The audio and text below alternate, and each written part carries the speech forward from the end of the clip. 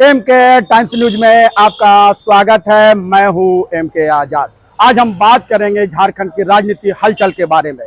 यूं तो चुनाव आयोग चुनाव का अनाउंसमेंट झारखंड में नहीं किया, लेकिन चुनाव आयोग भी चुनाव कराने के लिए पूरी तरह से मुस्तैद नजर आ रही है। उनकी एक्सरसाइज भी लगातार झारखंड में होता हुआ दिखता है। और इस बीच चुनाव की तमाम पार्टियां चुनाव की तैयारी में इस कदर जुट गई है, कोई किसी से कमतर होने नहीं देना चाहती है। और तमाम तरह की वर्जिशें, चाहे वो विश्व की सबसे बड़ी पार्टी भारतीय जनता पार्टी हो, या देश की सबसे पुरानी पार्टी कांग्रेस पार्टी हो, या झारखंड की सबसे बड़ी राज्य स्तरीय पार्टी झारखंड मुक्ति मोर्चा हो, या सहयोगी दल, ये तमाम लोग अपनी अपनी वर्जिशें करते हुए जरूर नजर आते हैं। तो आज हम राजनीतिक हलचल के बारे में बात करेंगे। और सबसे पहले कोलांचल की राजधानी धनबाद का इसलिए भी जिक्र हो जाता है कि इस वक्त झारखंड में कोलांचल की राजधानी कहे जाने वाले धनबाद विधानसभा में जिस तरह से वर्जिशें की जा रही है, उससे बड़े दिलचस्प नजारे होते हुए दिखते हैं। क्योंकि वर्तमान के जो भाजपा के विधायक राज सिन्हा एक तरह से भारतीय जनता पार्टी के एक कदावर के रूप में अपनी प्रतिभा को पेश करते हुए नजर आते हैं, तो दूसरी तरफ भारतीय जनता पार्टी में कई नए नवेले नेताओं का भी जमावड़ा होता हुआ दिखता है। इस बीच कहा जा रहा है कि जो कोयला फील्ड में रहने वाले और स्वस्थ क्षेत्रों में रहने वाले दो नेता इस कदर भारतीय विधानसभा में अपनी दावेदारी भारतीय जनता पार्टी में पेश करने के लिए पूरी तरह से बेकरार दिखती है। बताया जाता है कि कोयले की कमाई के कुछ संपत्ति खड़ा करने वाले एक नेताजी जब भारतीय जनता पार्टी में अपनी टिकट की दावेदारी पेश की, तो भारतीय जनता पार्टी में टिकट की जो लॉबी है वो बड़ी बड़ी डींगे हाँकते हुए नजर आ रहे हैं। और पूरी तरह से चाहे वो राजनाथ सिंह का कार्यक्रम हो या फिर अमित शाह का कार्यक्रम, तमाम लोगों के कार्यक्रम में वो नेताजी पूरे दमदार नजर आए। और इसी बीच स्वास्थ्य क्षेत्र में काम करने एक नेताजी का भी दिल जो है ना धनबाद विधानसभा में टिकट के लिए बेकरार होते हुए दिखता है। तो इसीलिए दिलचस्प हो जाते हैं भारतीय जनता पार्टी, जो विश्व की सबसे बड़ी पार्टी का दावा करती है, उसमें धनबाद विधानसभा की एक फेरिस्त लंबी होती हुई दिखती है। इसके अलावा और भी कई नेता है जो धनबाद विधानसभा में भारतीय जनता पार्टी के दावेदार बताए जाते हैं। चलिए बात कर लेते हैं कांग्रेस पार्टी की, क्योंकि तालमेल के आधार पर धनबाद जो विधानसभा है वो कांग्रेस की झोली में जाता हुआ दिखता है। और इस बीच जब बोकारो से एक नेताजी जो अल्पसंख्यक समाज से आते हैं, उन्होंने जिस तरह से दावा धनबाद विधानसभा में की, और झरिया के भी कई नेता जब धनबाद विधानसभा में कांग्रेस की उम्मीदवारी तय करते हुए नजर आवे, दावेदारी करते हुए नजर आते हैं, तो दिलचस्प नजारे तो धनबाद विधानसभा में होता हुआ जरूर दिखता है। आने वाला समय में पता चलेगा कि धनबाद विधानसभा की टिकट की जो बाजीगरी है या जो उसकी जादूगरी है, वो कौन उड़ा कर ले जाता है, कौन इस बाजी को जीत जाता है।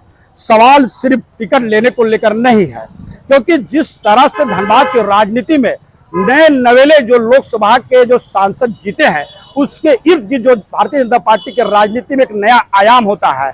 और उसके बाद पूरी तरह से भारतीय जनता पार्टी का ध्रुवीकरण जो होता है, और लोकसभा में कांग्रेस पार्टी जिस तरह चुनाव हार गई, उसके बाद जो नए समीकरण बनते हुए नजर आ रहे हैं, तो धनबाद विधानसभा की जो दावेदारी है अपने आप में एक बड़ी जीत के रूप में चाहे कांग्रेस देख रही है और भारतीय जनता पार्टी भी देखते हुए नजर आती है। तो कहा क्या जाए, झारखंड मुक्ति मोर्चा का जिस तरह से हेमंत सोरेन के कार्यक्रम धनबाद जिले में लगातार होते हुए दिखा, यानी जो हेमंत सोरेन जो झारखंड के मुख्यमंत्री है, उन्होंने भी दो बड़े कार्यक्रम करके अपने तरह से जिस तरह से राजनीति को अपने अनुरूप गढ़ने के काम किया, वो भी बड़ा दिलचस्प है। और भारतीय जनता पार्टी की बात किया जाए तो भारतीय जनता पार्टी के चाणक्य कहने जाने वाले अमित भाई शाह जी का जब कार्यक्रम कोलांचल के इर्द गिर्द होता हुआ नजर आया, तो समझा जा सकता है कि भारतीय जनता पार्टी किस कदर से चुनाव को अपने अनुरूप अपने ग्रिप में लेने के लिए बेकरार होते हुए दिखती है। और जब रक्षा मंत्री राजनाथ सिंह का जब कार्यक्रम गल्फ ग्राउंड में एक परिवर्तन महासभा के रूप में होता हुआ दिखा, तो नई राजनीति जिस कदर से 90 डिग्री घूमता हुआ दिखा, वो किसी से अछूती तो बिल्कुल नहीं है। तो आने वाले दिलचस्प नजारे आप देखते चले जाइए। और नए नवेली एक नई पार्टी जो छोटी पट है, जो नया तरह से अपने आप को नया में चुनाव में झोंकने के तैयार है, उन्होंने भी 6 विधानसभा में अपनी उम्मीदवारी तय की। और कहा जा रहा है कि 80 विधानसभाओं में करीब 70 विधानसभाओं में अपनी दावेदारी पेश करेंगे, यानी टिकट बांटेंगे। तो बड़े दिलचस्प नजारे झारखंड की राजनीति हलचल में नजर आती है। और कहा जा रहा है कि वर्तमान की मौजूदा सरकार सत्ता में बरकरार रहने के लिए जो मशक्कतें करते हुए नजर आ रही है और उसके इर्द गिर्द उन्होंने जो योजनाएं लागू की, खासकर बात किया जाए तो मैया योजना का और 200 यूनिट फ्री बिजली को लेकर, और इसके बाद जिस तरह से वकीलों के बीच में स्टाइपेंड को लेकर और इंश्योरेंस को लेकर और पेंशन को लेकर जो योजनाएं लागू की, बताया जाता है कि वर्तमान की सरकार के ये मास्टर स्ट्रोक। तो इसको देखना होगा कि हर पार्टी में जो वर्तमान की मौजूदा सरकार है, क्या वह सत्ता में वापसी कर पाती है या फिर भारतीय जनता पार्टी पूरी तरह से सत्ता पाने के लिए जो बेकरार दिख रही है, क्या वो इसको पाने में कामयाब होते हुए दिखेगी। आने वाला वक्त में पता चलेगा कि झारखंड में कौन पार्टी सत्ता पे काबिज होती है। लेकिन जो नज़ारे सामने आ रहे हैं, आप वीडियो से इसको देखते चले जाइएगा कि वर्तमान की मौजूदा सरकार और भारतीय जनता पार्टी के जो मशक्कतें हैं वो किस करवट बैठती हुई दिखती है।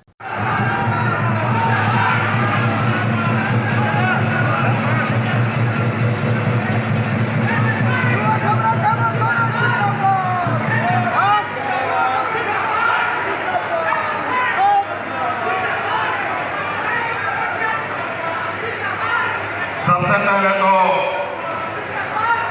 आप लोग बहुत देर से यहाँ उपस्थित हैं, सभी नौजवान। आज आपके लिए बहुत खुशी का दिन है, उत्साह का दिन है।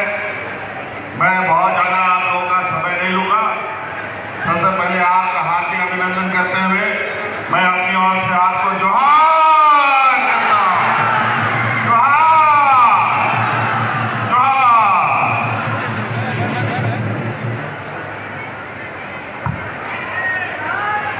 हम योजनाओं को गिनाना शुरू करें तो बहुत वक्त लग जाएगा, लेकिन आज के इस नौजवानों के नए भविष्य के बात प्रशस्त करने के लिए हमारे साथ मंच पर देश ही नहीं विदेशों से भी मेहमान आए हैं। जापान से भी आए हैं, दुबई से भी आए हैं। भारत के बड़ी बड़ी कंपनियां यहाँ आई है, जहाँ हमारे नौजवानों को, जिनको हम लोगों ने तराशा है, उनको नियुक्ति देने के लिए भी यहाँ पर कंपनी के साथ MOU किया जा रहा है, कंपनी के साथ करारनामा किया जा रहा है। इनका भी हम हार्दिक अभिनंदन करते हैं। साथियों, आज नौजवानों को देश विदेश की विभिन्न कंपनियों में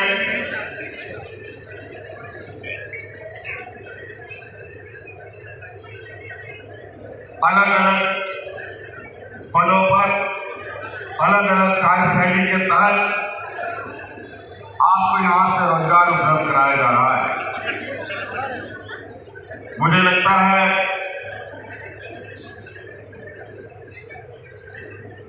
आप सब लोग जिस तरीके से सरकार के श्रम विभाग के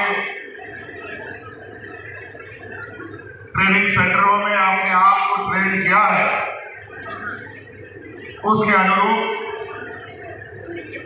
आज आपको अपनी योग्यता के अनुसार अलग अलग कंपनियों में जाने का मौका मिल रहा है।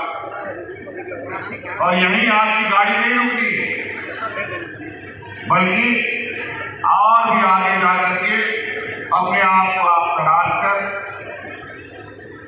अपनी भविष्य को और उज्जवल कर सकते हैं। यह अब आप पर निर्भर करता है कि आपके जीवन में आपका जो लक्ष्य है और जो उद्देश्य है वो आपका कितना बड़ा, आप किस गति से चलना चाहते हैं। अब आप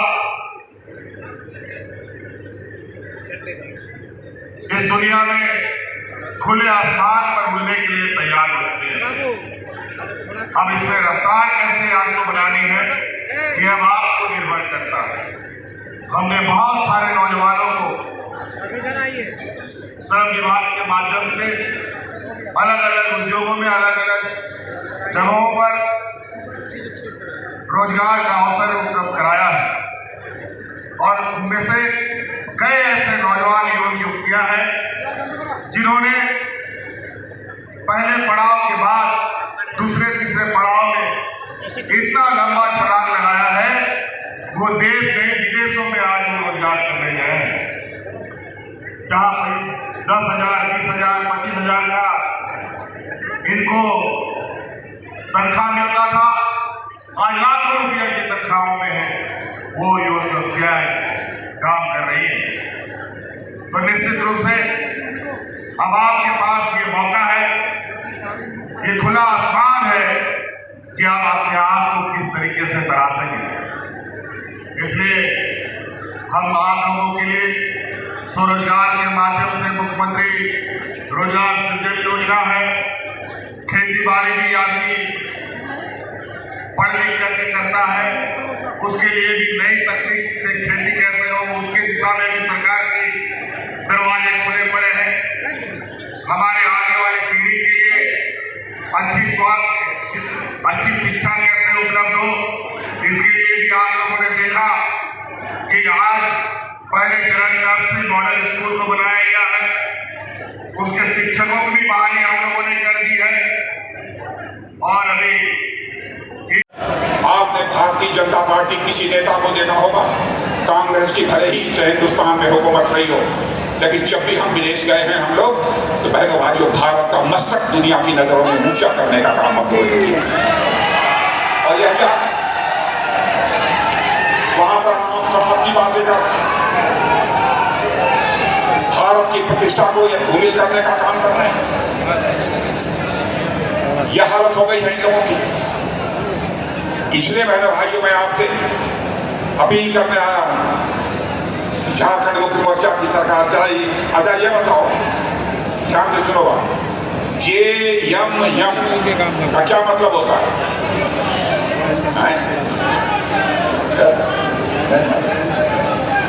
अरे आप लोगों को मालूम है JMM का मतलब क्या होता है? नहीं मालूम? सुनो क्या होता है JMM का मतलब होता है जमकर, सुनो, जमकर मलाई मारो, यही है JMM।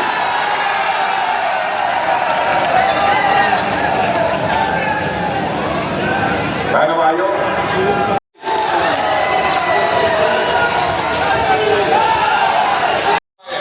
सुन लो कान खोल के, भारत अब कमजोर भारत नहीं रहा, भारत अब दुनिया का ताकतवर देश बन चुका।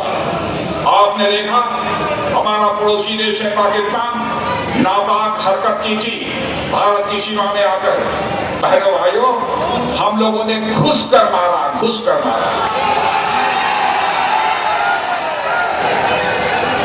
भारत की वह ताकत है कि घुस कर मारा।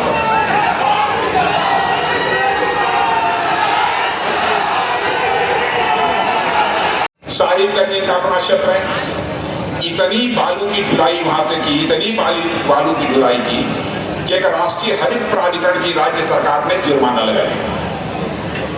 यह हालत है। तो यह बताइए कि ऐसी सरकार आपको चाहिए?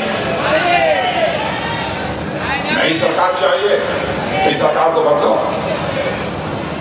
भगवान बिरसा मुंडा धर्मांतरण के खिलाफ थे बहनों भाइयों, इसलिए धर्मांतरण के भी भारतीय जनता पार्टी विरोध में है। और एक बार हमारी सरकार बना दो, मैं देखता हूं किसने अपनी मां का दूध पिया है जो धर्मांतरण कराने की जरूरत है।